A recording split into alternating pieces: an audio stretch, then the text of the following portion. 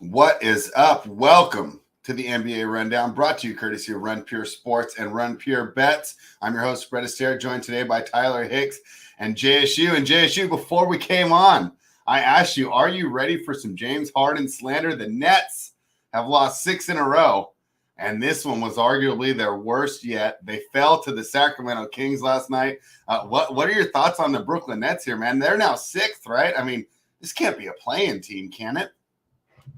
Well, it could be. They play no defense. This is the problem with teams like the Nets right now. Like in the regular season, they're not going to play defense, so they can lose to anybody on any given night, especially if their offense is lacking in any way. And obviously, Kyrie and James having, pretty subpar to rough nights obviously contributed to that because they need those guys. They need at least one of them to have a really good night, right? And then what's going to happen is, though, this team could be a play-in team. This team could be whatever. It don't matter. 6th seed, 5th seed, whatever they end up being. And then what's going to happen, like usual, these stars are going to turn it up. They're going to start playing defense. They're going to win. And everyone's going to be like, oh, this team looks different. No, it's the same shit. But they're also getting used to these different like secondary pieces that, remember, Kyrie's never played with Kessler Edwards. He's never played with some of these guys really that he's getting a chance to play major minutes too as well. Like they're playing big minutes. So he's also getting used to kind of playing with these guys and even James, because let's be honest here, all those studs, they haven't had that much time all playing together in the first place. We talked about it last year. It was the same thing. Like, oh, these guys haven't really played much together. And it's just the truth. So I would say that this is what I expect. You said, I can't believe they lost to the Kings. I can completely believe they lost to the Kings because, again, the teams like Brooklyn in the regular season, one, they don't give a shit about the regular season. Let's just be honest. Like, that's the truth. These stars, they don't care. They know this is what they know. They know that on their individual talent alone, they will make the playoffs. That's what they know. So, that's how they probably feel. So losing to the Kings probably doesn't bother them that much. Yeah, and Harden had been playing better, right? What hasn't been too good on this road trip. And I have to wonder, right? Is LeBron James kind of skewing our expectations for these older players? For my whole life, once a point guard turned 30, right, they just fell off a cliff, right? Allen Iverson, one of the greatest players I've ever watched. After 30, he really wasn't able to do much on the NBA level, right? Now, LeBron's out here doing it at 37, right? Tom Brady skewing what quarterbacks can do. I'm wondering if a lot of times we're overvaluing some of these guys that are smaller. Bradley Beal's another one. I don't know if I'd want to sign him to that extension. If I'm the Wizards, I get rid of him right now. Same with Harden. Do I want to pay him $50 million 3 to 4 years from now? He already seems like he's slowing down. Am I hot taking this? Am I overreacting to this, JSU? Maybe a little. I mean, you talked about LeBron, and then you started talking about all these smaller guys like LeBron, 6'9". But just no one's ever really been good at 37. But he's the opposite, though. I mean, if anyone's going to be good at 37, it's damn LeBron. I mean, look at the guy. The guy is built. He's in shape. He's never gotten out of shape. It's what I mean. Like he's always been just like a physical freak. And on top of it, he obviously spends a lot of time taking care of his body. Let's be honest here. I can't see Allen Iverson putting probably anything into taking care of his body the way LeBron James does now back then. Like, not that there probably wasn't some stuff that LeBron has to take care of his body back then, but my point is, like, I don't even think Allen Iverson would do it anyways. You know what I mean? No. The guy Iverson had serious alcohol issues. He hated working out. The guy Pratt Crouch used to tell a story. He would go buy Jack in the Box tacos before weightlifting days and then eat them all in the locker room and then force himself to throw up and be like, Coach, I can't lift weights today. Like, that's how bad Iverson was at taking care of his body. It's amazing. He was so good, too. He was so good. But he's small, though, too. So, like you said, those smaller guys, they break down. He wasn't in great, like, physical shape. James Harden's built a little different though. Like James Harden, I think could last. I mean, he gets injured. Let's be honest, but he's at least got like a bigger upper body, and he can take the pounding and constant like beat on his body. I think a little bit better if he just keeps himself in somewhat shape. So I don't know. I don't. I think you're going a little too far with the whole younger and putting them to LeBron. Like I don't think we I'm should be just putting them saying. to LeBron, but I don't know. I I wouldn't go just that worry far. about giving these smaller guys contracts over 30, and because it's worked out with LeBron, I think teams might be fooled into thinking, right, that these guys can play at this level for that long. Tyler, what is up? Sorry to to leave you out here. Jump in here and talk to us what you think about the Brooklyn Nets, man. I'll tell you what. I mean, hey, it's cool for the Kings, right? At least we got one thing to be happy about. But were you as surprised as I was that they lost? JSU was not. Yeah, I mean, I was, because I just figured the offensive firepower for Brooklyn would have just showed up and took over Sacramento in that game. They can't defend anybody. Well, Brooklyn one up them and said, we're just not going to play any defense tonight. So, I mean, surprised, but at the same time, not, because it is the NBA. We see this happen all the time. So We'll just move on, and we got 6 games today and see what we can do with them. All right, and Tyler, I got to ask you. So, a couple of days ago on the show, right, I was hyping up the Wizards, right, against the Bucks. And you and Mangone said, no. So I came on yesterday. I said, I'm not going to make that mistake again. Back to back. They travel to Philadelphia. It seems like it's a great matchup here for Embiid and the Sixers, and the Wizards went straight up. Tyler, what were your thoughts on that one? Yeah, I mean, that one was crazy, too. That's another one. Philly plays down to their competition, so they play right down to them. Embiid couldn't do it all by himself, and they lost the game. So Spread. That one I've talked about already. Philly is the prime suspect for playing down to their competition. They do it literally all the time. Yeah. Like every single time they play worse teams, they always play down to them. That's something they've been doing all year. That's not anything new. Philly is, I've been saying this forever, but Philly's just not a. The 76ers they're not going to win anything. The Steelers version of an NBA team. The Steelers always play. Version? Yeah, because the Steelers always play down to their competition, play up to the good teams. That's the 76ers in the NBA. Man, if only they had Mike Tomlin leading them, Tyler, maybe they'd have a chance for a title. All right, anything else just in general, JSU, before we jump into tonight's games?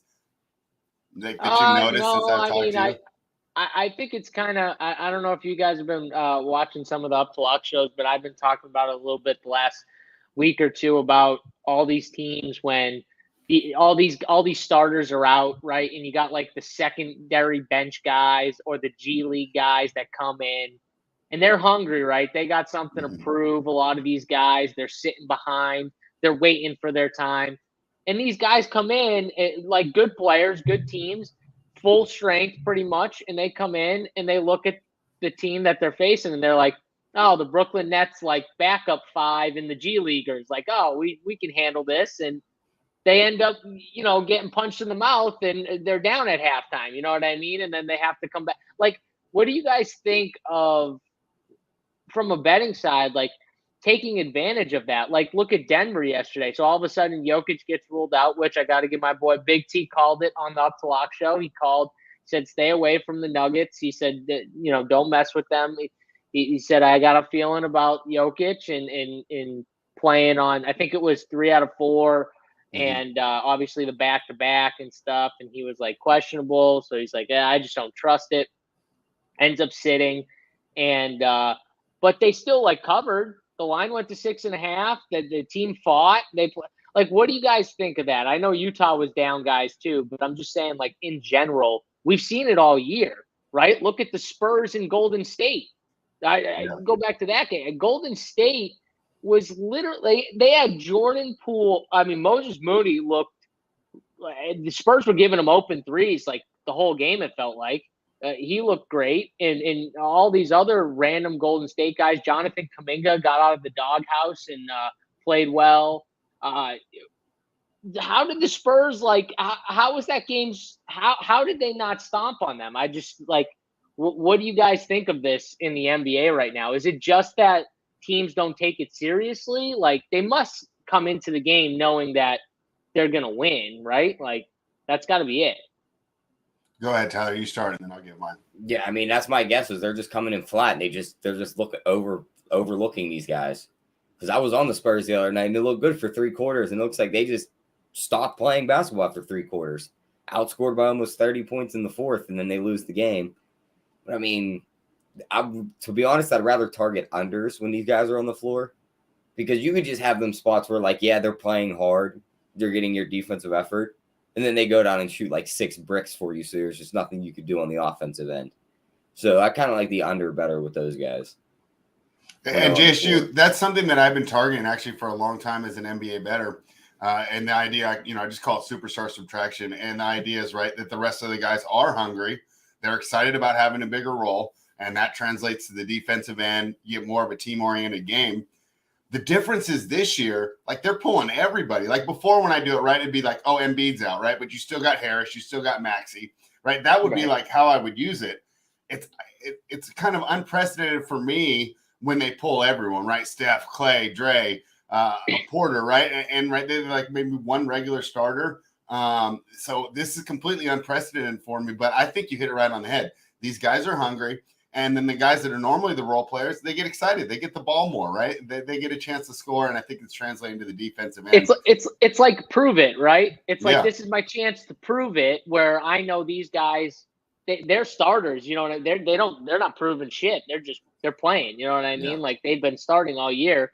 This is my time. This is my one chance, or in their head, maybe that, like, this is one of my few chances to, like, show that I belong and stuff like that. Whereas all these guys come in and they're just like, oh yeah, we're gonna roll this team, and it's just I'm telling you right now, like, and I think the lines are starting to adjust to it as well.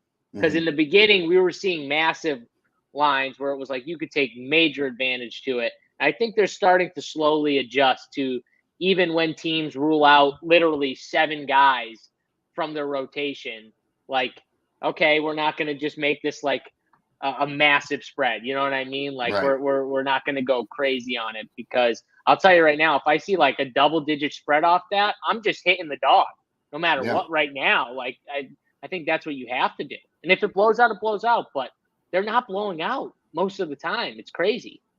Yeah, and they're onto it, right? Denver only moved 3.5 points with Aaron Gordon and Jokic being out, right? And I mean, it's like when we did the show earlier that day, I thought he was going to play. And, my part of my handicap was like, they're running Pascal out there at center for the Jazz, right? Jokic is going to feast, but they kind of decided to punt on that game. And with this 82-game schedule and the way the game is played now, we're seeing that more and more. They almost won it too, spread. Like, they almost won the game. They decided to punt. You know what I mean? Like, they almost won it. I don't know. Yeah, I mean, hey, great opportunity for some of these role players, because they are going to need them in the playoffs, especially if you're Denver, to go ahead and get some reps and some opportunities. Let's jump into tonight. The Minnesota Timberwolves are heading to Detroit to take on the Pistons. The Pistons are catching 7 points, total of 229.5.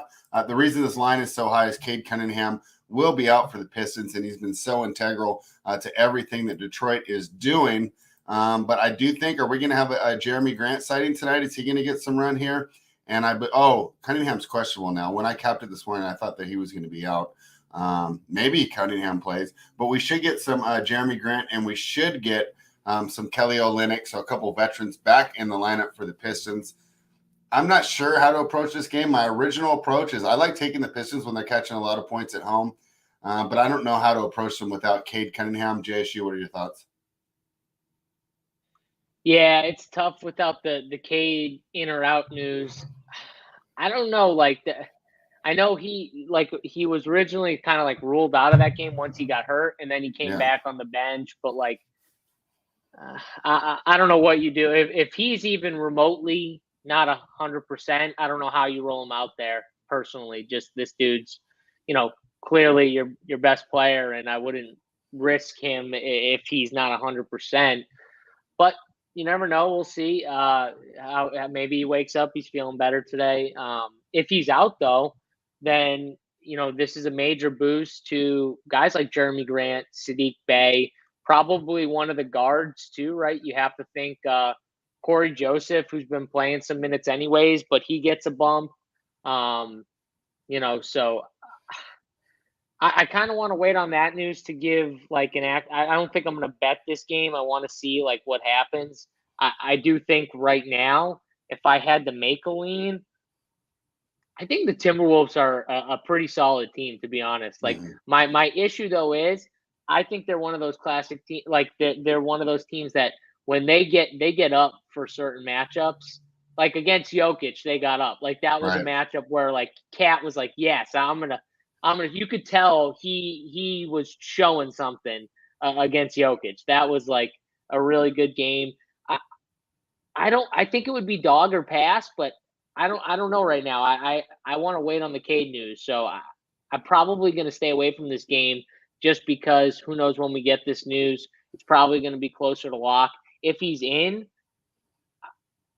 does the line move for sure, like big time? What do you think, spread? What's it Yeah, go this to? line says to me that they expect him to be out. I think it goes to 4.5 or 5 if he plays. Yeah, I'm not going to touch this game. I don't think this is going to be one of the games I stay away from personally. Tyler, to talk about how important Cade Cunningham is to the team, the Pistons were ahead in the third quarter when he got hurt. They lost the fourth quarter to the Pelicans 27-14 with Cade Cunningham out. So the team was not able to get it done without him in the lineup. What are your thoughts on this one? Yeah, I mean, you just like you just said, their offense dies when he's not on the floor. He sets up everything. He gets the offense going. If he's not there, I don't see how they score many points tonight.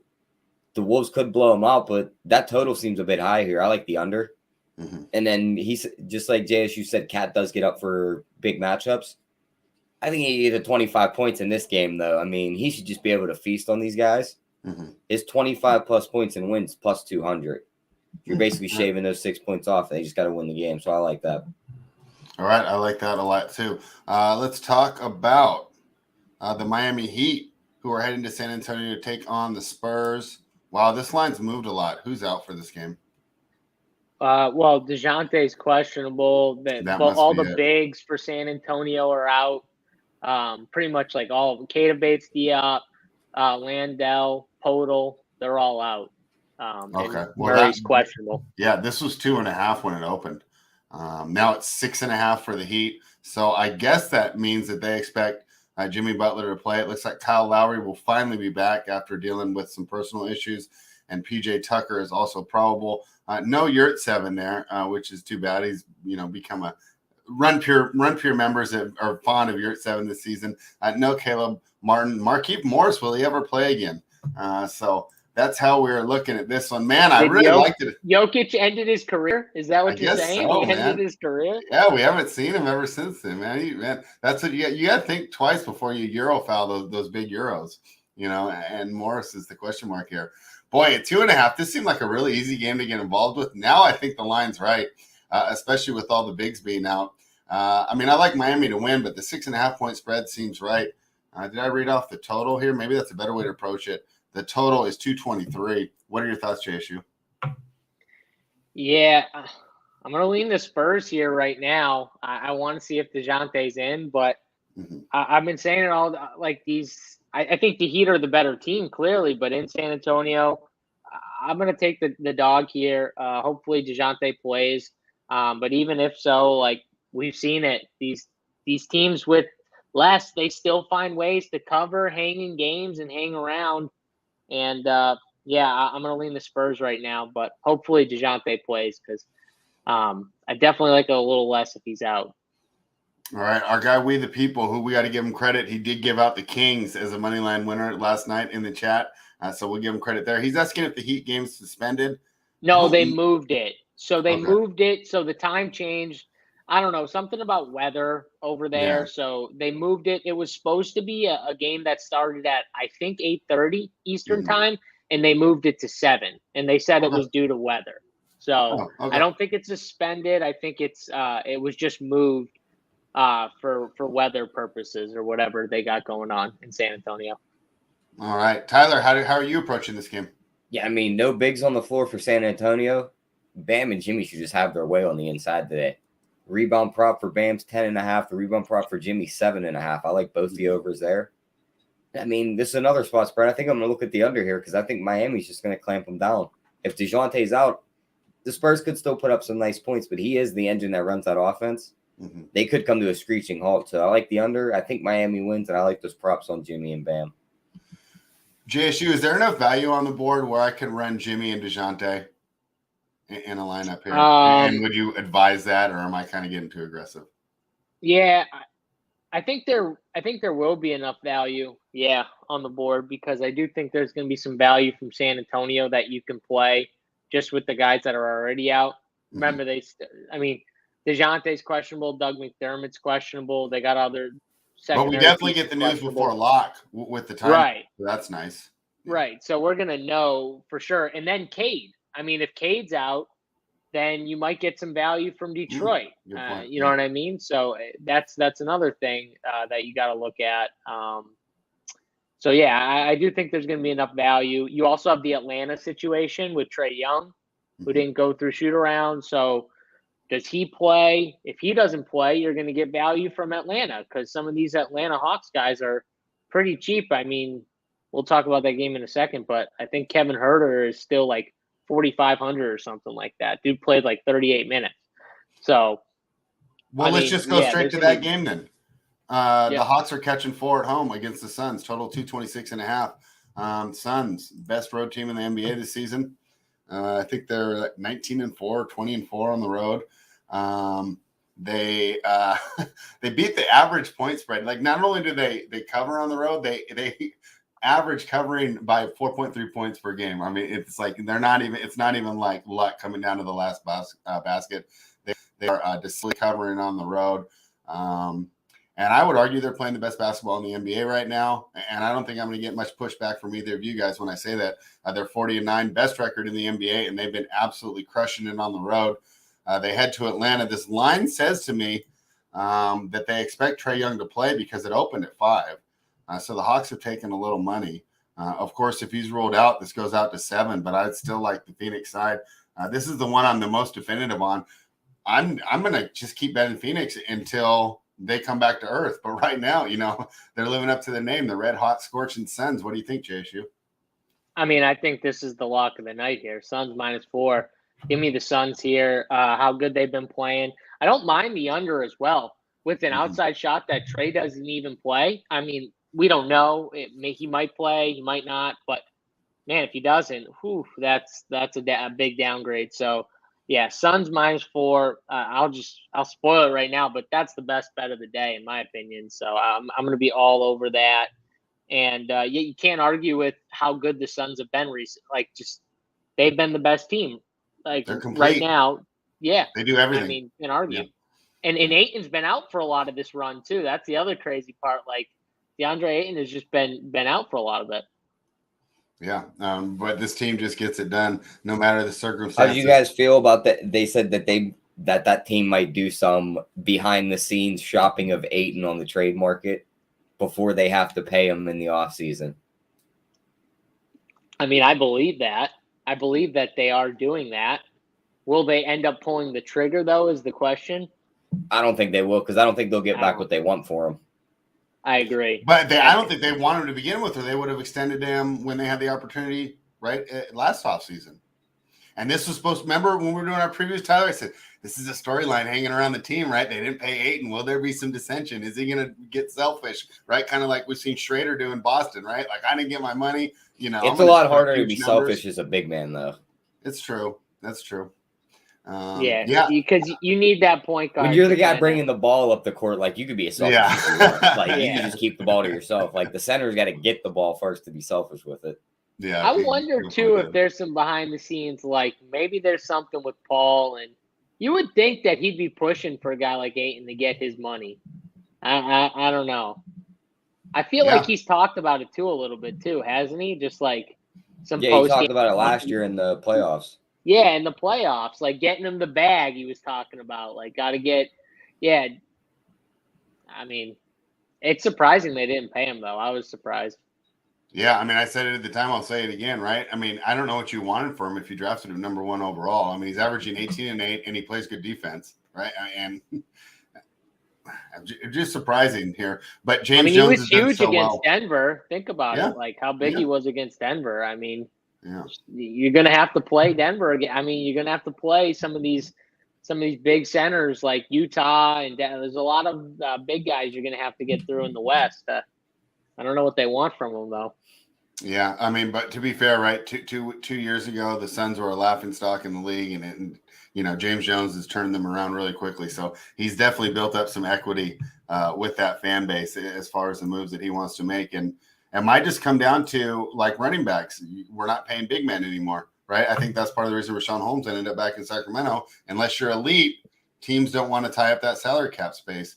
Kind of the same with running backs in the NFL because of the way that big men have kind of been, phased out of the way the game works. Anything more on the Suns and the Hawks before we move on? I know you talked about some value, JSU. Was there players you're targeting if Trae Young sits? I mean, it would probably be like some of these starters like Bogdan or Kevin Huerter. When Young sat the last time, just as a note, though, they kept Bogdanovich coming off the bench. When Bogdanovich has moved to the bench unit started playing much better. Not only because it gave them more punch, but it also gave Bogdanovich a chance to work against weaker defenders. I wouldn't be surprised if they slid someone else into the lineup. I'm trying what about to that Cooper? It's going to be right. Kid. It's going to be right.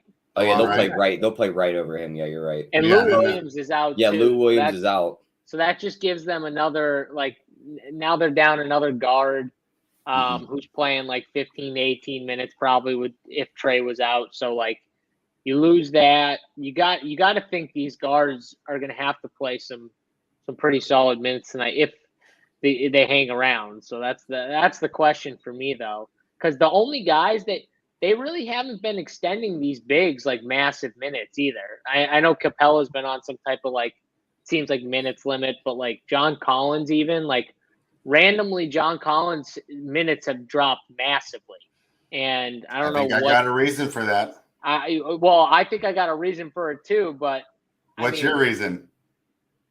Do you think he's getting moved? No, I think it's Onyeka Okongwu. I think it's Okongwu because I thought that he's was playing Capella. So good. I hear everything I read says that they want Okongwu to be the guy now, and they want him out of there. They want. I wouldn't be surprised if they move both of them. I think you got to keep Okongwu. I'm talking about they moved Capella and Collins. Oh, yeah. Okongwu directly affecting Clint Capella? Yeah, but it's almost the same thing like the way that Collins works with Capella, right? It's almost like in the new NBA, you want your one center and you want four wings or three wings and a point guard, right? I'm sorry, but there's no reason why John Collins shouldn't be getting 33 minutes on this Hawks team right now. There's no reason why Daniel Gallinari should be seeing mid-20s minutes and John Collins should be seeing similar minutes to almost what Daniel Gallinari's. There's no reason. I agree with you there. I don't understand it unless you're I don't know, want to keep his minutes down. You want to get him traded, less risk of getting injured maybe. I have no idea. I don't understand it though. Maybe there's a rift with him and the coach. Doesn't make sense to me. I get it. Wasn't there the tension between him and Young last year? Yeah, but they've diffused that or just said that. It seems like they've diffused it from our point of view. We don't know what's going on in that locker room now that they're actually losing games and not like last year when they were winning. Yeah. To be fair, they've been playing pretty well, though. They won 7 in a row before that loss, their most recent loss. So they're playing a little better. West Coast Jim says they just paid Collins. I think they did it to keep the asset, right? You look at Bogdanovich, another Hawks player. I think the Kings, kind of regret the fact that they got nothing in return for him. So now that's the thing. You can't just let these guys go. They had no choice. They had to pay them. Yeah. At that point, they were. Yeah, I mean, and they paid him a lot of money, but it's just, that's another thing though. You pay him that much money and he's playing 27 minutes for you right now. I don't know.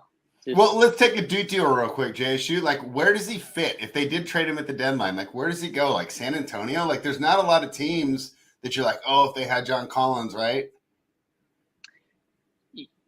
He would fit on a team that was committed to playing a small ball center. I'll say it right now. You want him as a small ball center? I want him as a small ball center. In this type of NBA, I think that's where he needs to be.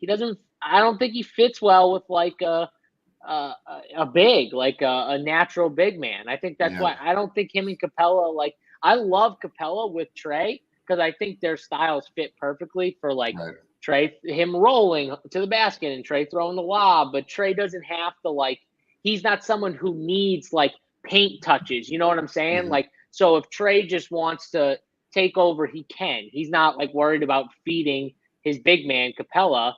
Whereas Collins, he wants touches. You know what I mean? He wants touches. He wants some paint touches. He wants to hit some corner threes.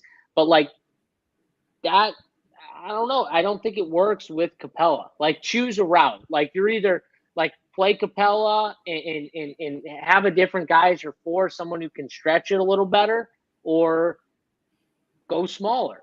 You know what I mean? I don't know. That's how I. How about would getting them on the Clippers looking to be at their it. center next year once they get their guys back? Yeah, I'd be totally fine. And then with yeah, that. I say then Fit him they in can now. go 5 out and he can shoot threes also. So if they just want They're let a it rain. perfect team. Actually, that might be the best team for him. Yeah, That they might can be the fit him in exact there team. salary wise. He's a third guy. He does not need to drop a big point total, but he could give them 15 and 10 a night. He could do that on that type of team for sure. All right, yeah. So we'll see. Interested to see. Do you think Collins will be a Hawk after this trade deadline next week, JSU? Man, that contract is. Whew, have you seen that contract? It's big. almost a I max say, deal, I right? say It's yes just because of I that. didn't even realize it was that big. I knew it was big. I didn't even realize it was that. John Collins got that. Wow, this NBA is crazy. Daniel Gafford gets $40 million, and he doesn't even. He's a DMP. The coach decides not to even play him.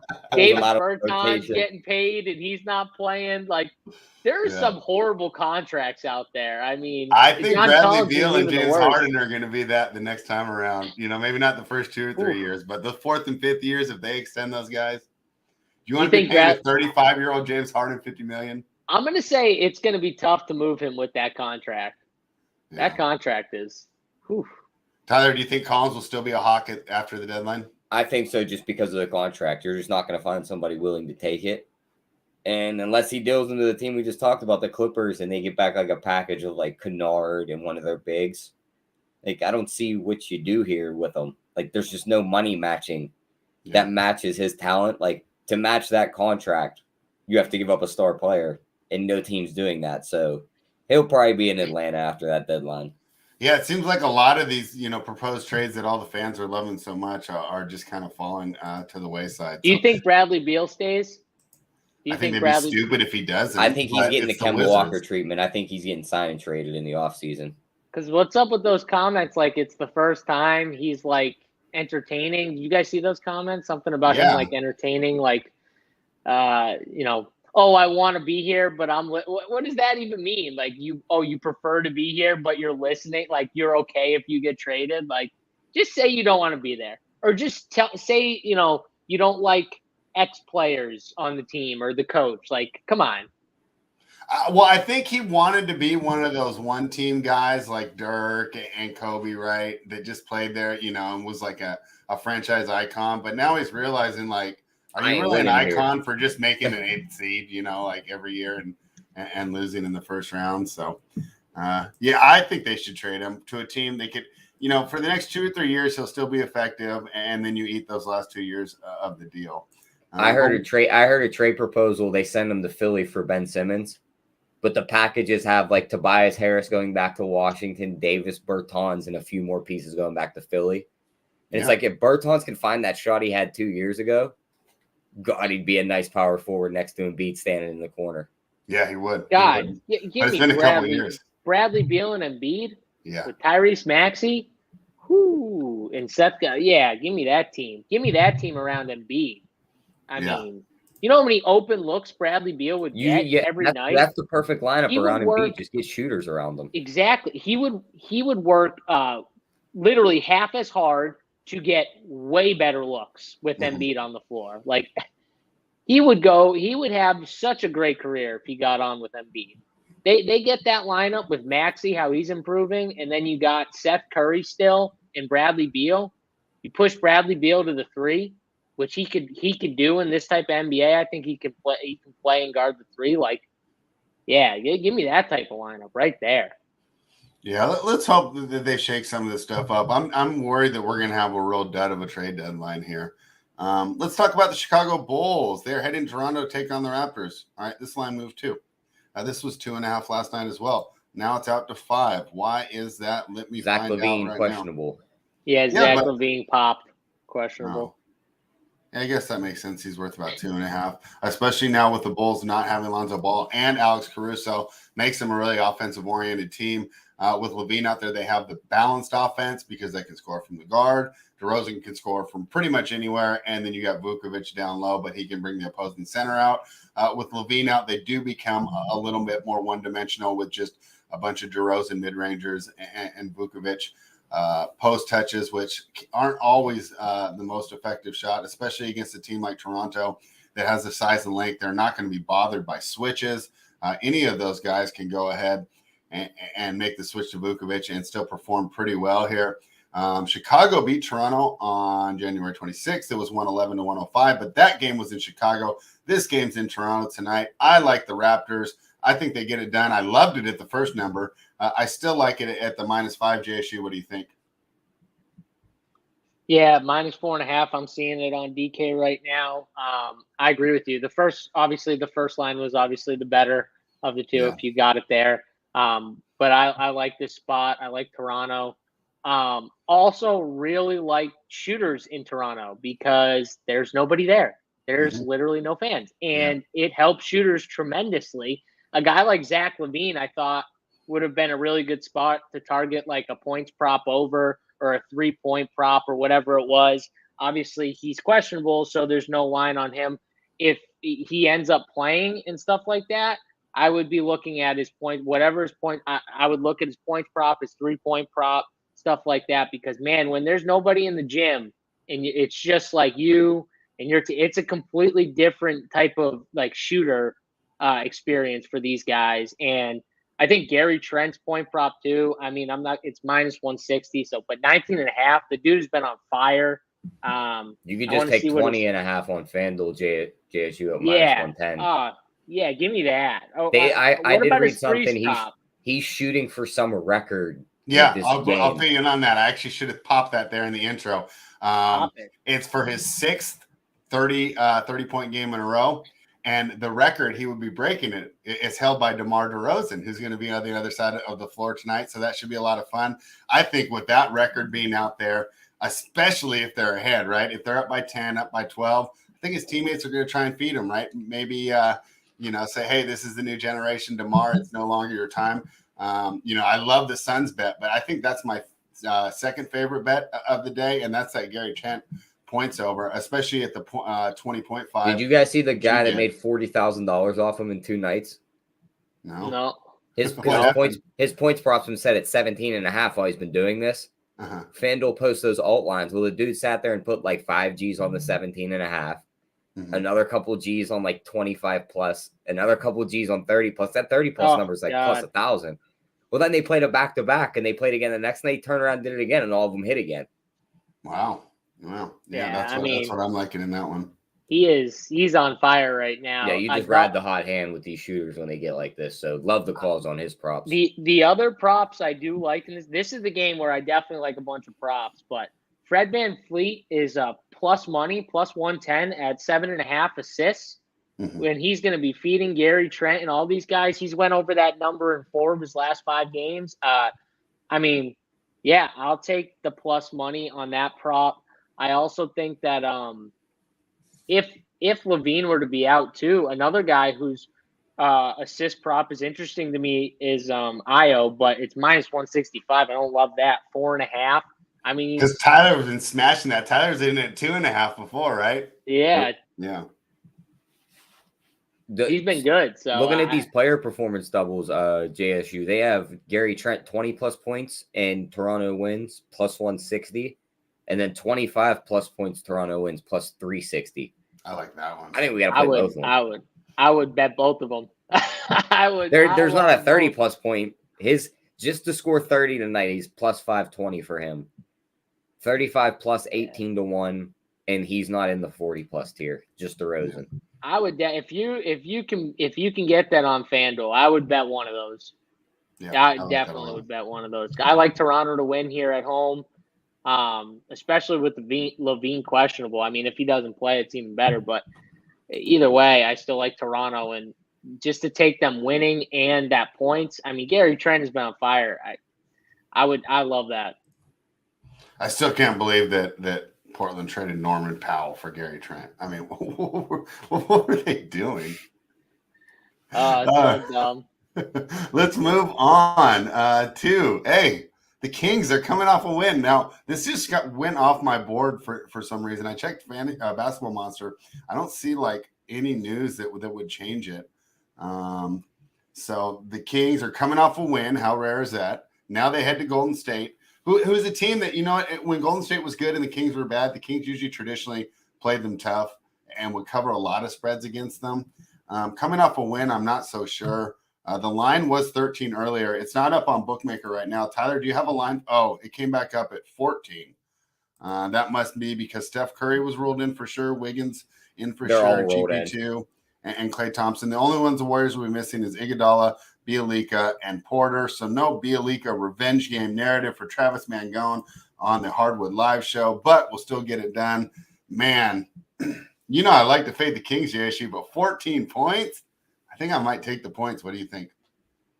I think if I had to lean aside, I would definitely lean the points. I can't bet that favorite at that line. I can't do it. I probably won't bet it though, but if I did have to bet a side in this game, it would probably be the Kings plus the points. I don't love much else in this game. These late games I really don't love that much. I don't know about you guys, but I'm not really intrigued as much in these two late games. What about you guys? I couldn't wait to talk to you about the next one because this one I kind of crossed off the list. There's a lot of people, especially in the chat too, right, that watch that are pretty fine, especially from a betting perspective, just crossing these double-digit spreads off the list unless we have like a particular angle that we're attacking. But the next one I can't wait to talk about. When you're talking that much of a gap, you know what I mean? Like, I can't 13.5. I know it's Golden State and they're way better than the Kings, and they're at home, but why are you betting that number? Like you wouldn't. Yeah. I mean, it's tough. Like I said, unless you have like some particular insight there, I would lean towards taking the points, Tyler, but we found so many great spots that I'm happy to get my money in. There's no reason to force this one. Is there anything I'm missing, Tyler? Not on the side and total in this one. Not running to bet a -14, but also not looking to back the Kings at +14 because we've seen what happens. Especially coming off a win, right? Yeah, especially coming off a win. We tried to do this like last week and they lost by 53. So we're not going to do this again. The one prop that sticks out to me right when I go to the props, Steph Curry's points props down to 24.5. That is really low for a guy like him who was scoring 30 a game. I know he's been shooting bad. He snapped that streak against Houston in that last game he played. He put up 40.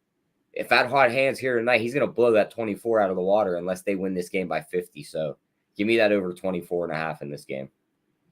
I also think Klay Thompson over 2.5 threes at plus 100. It's not bad. He's been taking 7, 8, 9 threes a game pretty much. He hasn't really caught fire. He's went over it, in 2 of his last 5, but still the volume is there. The shooting efficiency hasn't probably been there from deep, but it's going to come, and that's a plus money bet. Like I wouldn't mind with the volume that he's getting. I wouldn't mind just taking that shot on him. Tyler, do you think the point prop for Curry is low because they just don't expect him to play in the fourth quarter? I think it's low because of the numbers he's been putting up. I mean, you look at his recent games. 40 points against the Rockets was his best game in a long time. Right. 19, 29, 18, 13, 22, 39, 18, 19, 12. That number is low because of how he's played and how he's shot. Got it. 7 for 14 from 3 last game, 13 for 23 from the field. We've seen him get hot before. I'm going to ride his hand, and hopefully he stays hot in this game. All right. Jonathan Nelson giving us the preview for the final game of the night, the good old Los Angeles rivalry. Although, to be fair, you imagine last year when we broke down these games when it's Kawhi, Paul George on one side, AD, LeBron on the other? that we'd be sitting here talking about this game right now, and it's probably just going to be AD on the floor. Yeah. None of the other three are going to be there. Yeah. I mean, yeah. So it's funny that Jonathan Nelson says it's a rivalry, but when I asked him last night, I said, "Do you even know any Clippers fans? He lives in Los Angeles." And he's like, "It's like the Knicks and the Brooklyn thing. Like the Knicks hate Brooklyn, but at the same time, like they walk around New York. It's like, you a Brooklyn fan? They're like, no. It's like, all right." They're all Knicks fans who just probably go. You know what I mean? Like, oh, I'm a basketball fan. You know, I just go. Yeah. Right now, the Clippers are laying 3.5. I don't know. I didn't know what to make of this game. Like you said, Tyler, it's like I don't trust any of my numbers, so I can't just like run the model and then spit it out and be confident with that play.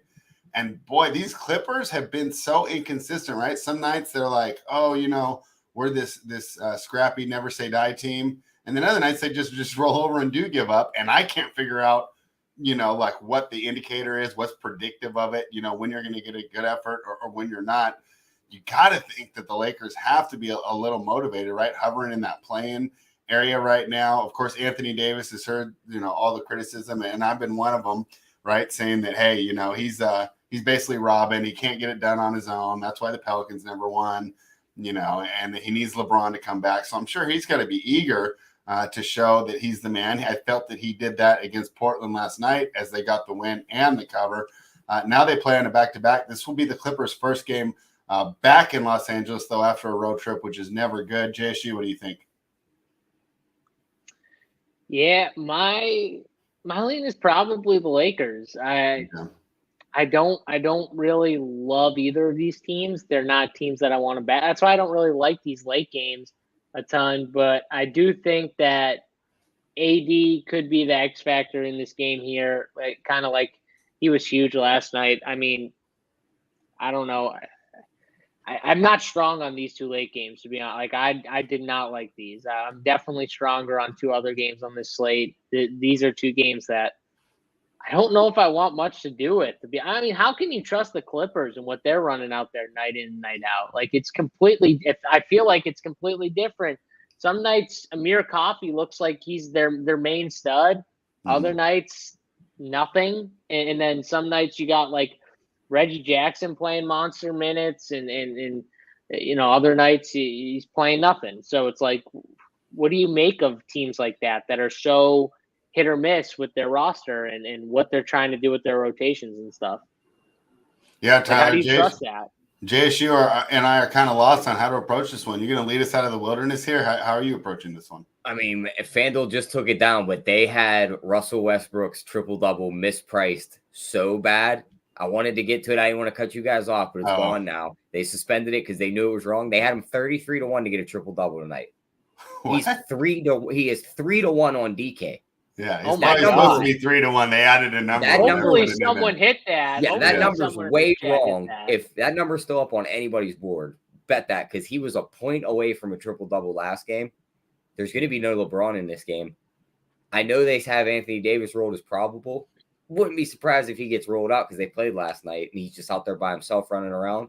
Can they afford to punt on games right now? I mean, I guess that 10 seed, they're so far ahead of falling out of playoff contention, but boy, you would think at some point they would try and get some wins. I mean, with LeBron doubtful or out or whatever, he's going to be out most likely, but like with LeBron pretty much out, you got to think like they're like, okay, D, we kind of need you here, buddy. Like you got to step up here and give us what you got. Like I don't know if they should be just ruling guy unless he's like seriously injured, like unless he like can't go, like who knows with him. I mean, maybe he says that. So I'm still convinced he's holding out for the like 3 games right before you can break the all-time points record against Milwaukee in LA. I'm telling you, Spread, it's all narrative based with these guys. Steph goes cold from 3. All of a sudden, he heats up when he gets to the Garden to break the record when everyone's there.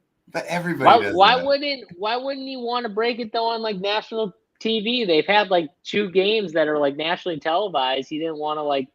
I think it has to do with it being over Kareem, and this is like, all right, I play for the Lakers. Kareem's more remembered as a Laker than a Buck. Yeah, but he saved the Kobe points. The points when he passed Kobe up, did it in Philly. So it's like he lines these things all up. It's just how he is. He's really stretching it here on this one. I'll tell you what, I'm an old guy who watched Kareem, play with the Lakers. I don't even remember him being on the Bucks, right? That's even before my time. So credit to him for knowing his basketball history. And I think Kareem did get a championship there in 71 before he came to LA. But wow, that would be wild if he did that. Parabay reminding me to tell everyone to hit the like button. We appreciate that reminder. This breakdown is brought to you by RunPureSports.com. If you're not a member, use the promo code GetBets. You'll get access to the DFS as well as the bet side. All right. And see, Parabay, you're doing a good job. Our guy Brandon Anderson did off the reminder. I don't do a good job reminding, but you and my guy Richie Smalls always helping me out here moderate this show. So, yeah, I think this is a tough one. And JSU, are you going to have a lot of these people in lineups, or maybe a chance for you to go to bed early tonight?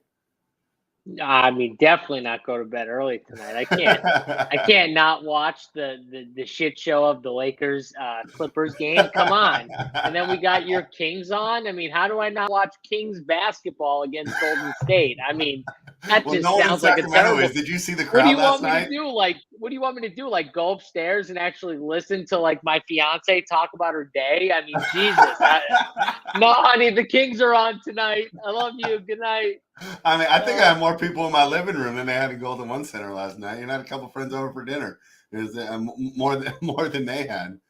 All right. Well, we'll find out if JSU you spends some quality time with his wife or watches the Kings. Definitely watching the Kings tonight. All right. Hey, I'm going to go for this question real quick, and then we'll get to Gregory Russo's favorite segment. Anthony Edwards, Jimmy Butler, and Anthony Davis, each over 24.5 points, plus 850. What do you think, Tyler? I mean, I don't hate it.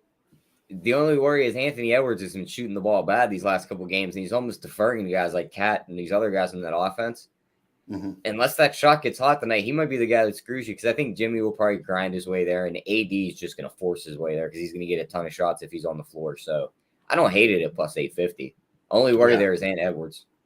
Same here. Which is crazy because he's going to be the guy that takes the most shots out of those three. I was going to say, for me, it's Jimmy. I feel like Jimmy's the one who gets the stat line where he's 18, 10. He gets 10, you the triple-double, Yeah, he gets you that, it's because, though, he's very unselfish, let's be honest, as a star in the league. He's one of the very unselfish stars, no doubt in my mind.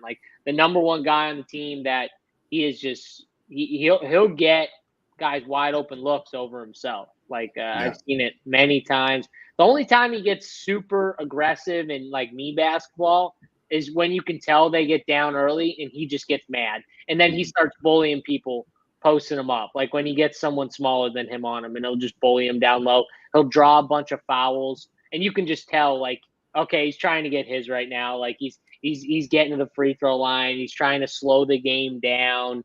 You know what I mean? That's when you know it's his time. But when they're in it or they're up, he's trying to get people involved. It's not about him.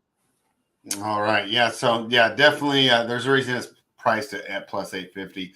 Let's do it. Let's go to the best bets. JSU. I think I have an idea of where you're going, but go ahead and confirm it. Yeah. I mean, I'm going to give so my two best bets, the Suns and the Raptors tonight, -4 and -4.5. Hopefully people got the Raptors earlier, but if you didn't, I still like it. And who knows, maybe if Levine's in, does the line move again, spread? Yes. Or it would go back down to 3, I would assume. It'll go back down to 3. So, I mean, I don't know. Maybe you wait and see if he's in. Maybe you wait and see if he's in. Ruled questionable, so it's not great. Midday questionable, but you never know. But still like those two. The props we talked about. I love the Gary Trent. If you're on FanDuel and you can get the boost like Tyler was talking about with the 20 plus points and the win for Toronto, the 25 plus points in the win, those are both plus money. I forget the exact numbers. I'm sure Tyler will be able to tell you when I finish. And then Fred VanVleet over an assist, 7.5 plus money. Ayo, the Sumo over assists. I think it was 4.5 was the line. I like those bets. And then, like I said, the trend props are just I mean, 19.5, 17, whatever they're set at, that's just low. It's too low. Find his 3-point prop. I couldn't even find it. I gotta find it. Find his 3-point number. Take the over. The dude's just dead eye shooter right now. Like I'm gonna play a bunch of Gary Trent tonight. Tyler, what are you thinking for a best bet this evening? Yeah, I mean, for me, well, for those numbers for JSU, it was plus 170 on the 20 plus and win, and plus 360 on the 25 plus and win. And I see his 3-point props here, 3.5 minus 130 on FanDuel. But as for my best bet of the day, I got to go with that under in the Minnesota game. I don't think they're going to let Detroit do much of anything. If Cade's out, Killian Hayes, damn sure ain't setting up the offense to get them 100 points. So I like them to lock them down and win the game and keep that under 230. And then as for the prop, give me that Steph over 24.5 points. I think that number is way too low.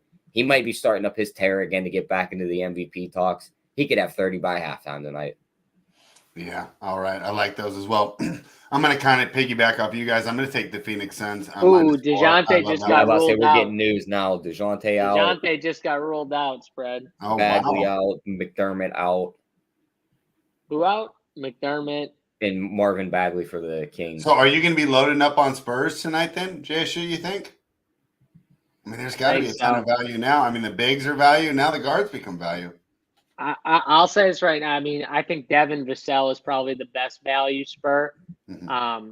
He's also like probably the best Spur that no one talks about because that kid's a stud.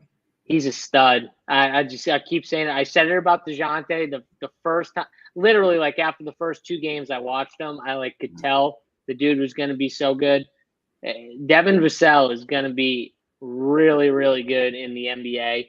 And you can see it. It's slow, but it's happening. And he's going to be like I feel like it's kind of going to be a little like Kawhi, where it's just he just slowly just improvement. And then all of a sudden, he's the quiet guy that goes out and he gets you whatever you need. You need 30 and 10 and a few steals and blocks, he'll get it for you. You need him to put up a friggin' triple double with 15 points. He'll get it. Like eventually he's going to turn into like this all around player. It's just right now with DeJounte and Derek White and all these other guys that they have, Keldon Johnson, you don't see it like in front of you all the time. Kind of like how DeJounte was when they had all those other guys when he first started, and you only saw glimpses of it, right? Pop didn't give you the full DeJounte. He played them, here and there. He didn't get massive run. You guys remember when he first started playing them? It was still like he would pull them quickly at a short leash, if he did anything wrong. Devin Vassell, I think he's already kind of pulled away from having a short leash. I think it's more just about finding more playing time for him as he gets consistent. And as he gets more consistent, you're going to see his playing time go up. And you're going to eventually see him in that starting lineup eventually. And from there, he's just going to end up being too good to keep off the floor. I mean, in the new NBA, you got DeJounte Murray, you got Devin Vassell. That's a great way to start. I mean, talk about doing a rebuild right? In Sacramento, we're sitting here watching, but why can't we do that, right? Like, why can't we rebuild properly? Well, why are we trying to go for the 8th seed every year? You add a couple some wings. Of the other guys they got around them guys aren't bad either, like a Keldon Johnson. Like, he might not be as good as those guys, but he's a solid player. I think even that Joshua Primo kid, they might. I think he's going to. Pop just doesn't like playing the rookies. He's just going to be a knockdown shooter. Doesn't, but I'll tell you right now, that Spurs organization, they do a really good job with those guard type 3-and-D can play on the wing, can defend, athletic, long. Mm-hmm. Like I think those guys, they develop really well. That Primo kid's pretty. I think he's pretty good. That Primo kid's super young too. He's only 19. He's 19. He got drafted at 18, so it's like they got him locked up for the next however many years they want to keep him. Yeah, Pop didn't even know who he was. Remember, like the quote when he was like, "I'm not supposed to know your name anyways." Like, you just walked in the door like 5 minutes ago. He was talking to the media for one of those games where it was like where Primo was starting, and they asked him a question. Oh, like, yeah. No, when they came in, like, I didn't even know any of their names. Like, I just met them 5 minutes ago, and I forgot their names. Like, it's so funny. It's like, how do you tell them they're going in? Like, you just like, hey, give me number 11. Like, get him on the Turns floor. around, Like, screams at the bench, give me the backup point guard. Yeah, to be fair, he was bitter that day that they didn't get canceled because they had like 6 or 7 guys on the COVID list, right? And then oh yeah, he was pretty upset, right? Because it was kind of random who got canceled and who didn't, right? Right. So they haven't canceled though that many, right? They haven't canceled. Not that really. many I think this is actually a makeup of when they did finally cancel it, but he was pissed but I'm they saying canceled it it's because not like Miami the was Spurs the one. are the only team that have went through the ringer of having to play shorthanded because of COVID. Like, And come on. I know that they get pissed, right? Because I saw the Warriors complaining about having to play too. I think if you're thinking big picture, it's better to not get canceled rather than have all those games here at the end of the season. Especially for your main players. Yeah. Like, screw the game if you're Golden State. Like, let the G Leaguers play for one day. Like, yeah, that's fine. It's not a big deal. Like, you'll be fine. You're going to be there in the end.